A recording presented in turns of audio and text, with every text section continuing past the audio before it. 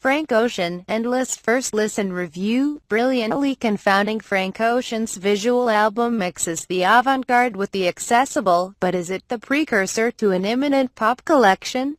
And so, after all the delays and rumors and teasers and the DIY-themed live streams, Frank Ocean's new album is finally here. What, I hear you ask, is Boys Don't Cry actually like? We don't really know. Because Frank Ocean being Frank Ocean, the album he has put out isn't Boys Don't Cry. At least we don't think it is. Instead it's billed as a visual album called Endless. Apparently, it is one big teaser, the teaser to end all teasers, if you will, before the real thing, with a brand new title, arrives this weekend. Although haven't we heard that before? So what? I hear you ask, perhaps with a slightly less patient tone than before, is Endless like? And what the bloody hell is a visual album? To answer the second question, the 18 tracks here have been released as one long video in which Ocean appears to get back on the home improvements game. We see him building a spiral staircase in his warehouse, while rocking various outfits, from an impressively baggy Jesus and Mary Chain sweater to a protective suit, as the music drifts by. And it really does drift. With brief instrumentals such as Ambience 001 in a certain way and the Daft Punk sampling hublots acting as segues. They also double up as palate cleansers throughout what is a rich, varied and, at times, challenging musical feast.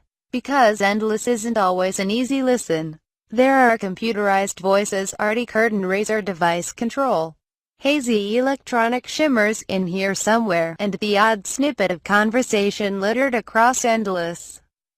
The latter providing a pleasingly low-fee counterbalance to what is overall a rather futuristic and lush aesthetic. The London Contemporary Orchestra provide a variety of sumptuous strings. Song structures are often free-form, especially through the second half of the record, where the point at which one song ends and another begins is difficult to keep track of. Strangest of all is the final track, Higgs, which seems to be a spoken-word advert for a Samsung Galaxy phone, read aloud by German artist Wolfgang Tillmans over pulsing electronica. It must have thrilled the execs at Apple Music. But the idea that this is a singularly avant-garde statement would be wide of the mark.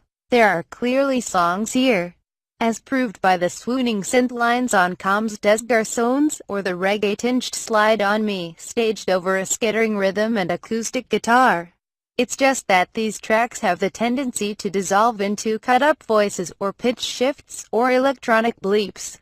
That's certainly the case on Alabama. But that shouldn't discount the fact it also features Samtha's gorgeously plaintive question, "What can I do to love you more than I do now?" In fact, soulful melody is in no short supply throughout Endless, and Ocean's voice ensures it's delivered more passionately than any other mainstream pop star is managing right now. You realize how much you've missed that devastating falsetto the second it hovers into view on a cover of the Isley Brothers' 1976 hit At Your Best, Your Love. As Ocean gets busy with a circular saw, those stairs won't build themselves, you know. The track embodies the merging of R&B and sad boy electronica that's been developing ever since Ocean first emerged. The influence of James Blake, Sampha and Johnny Greenwood would have been heavily present here even if those artists hadn't appeared on Endless. Of course, your view of Endless may well depend on how you approach it. If you're expecting a conveyor belt line of hits, then you will be somewhat disappointed as much of this album floats by hazily and with no clear direction. Endless feels like an artistic statement before a pop album, even if it's ultimately an impressive merging of the two. You might wonder at times, perhaps as beats flicker by and Ocean starts sanding down a particularly rough piece of wood, what on earth is going on? But surely the whole point of Frank Ocean is that he likes to confound, and this really does feel like a brilliantly confounding, unique piece of work. And besides, the full pop Frank will undoubtedly be unveiled when whatever Boys Don't Cry is now called emerges. Probably, possibly, who knows, with this most mysterious and intriguing of artists. All we can say for sure is that there are rumors that an image of Ocean's face is gradually being projected onto the John Lewis store in Peterborough, along with a countdown clock to a date in March 2018, when etc. etc. etc.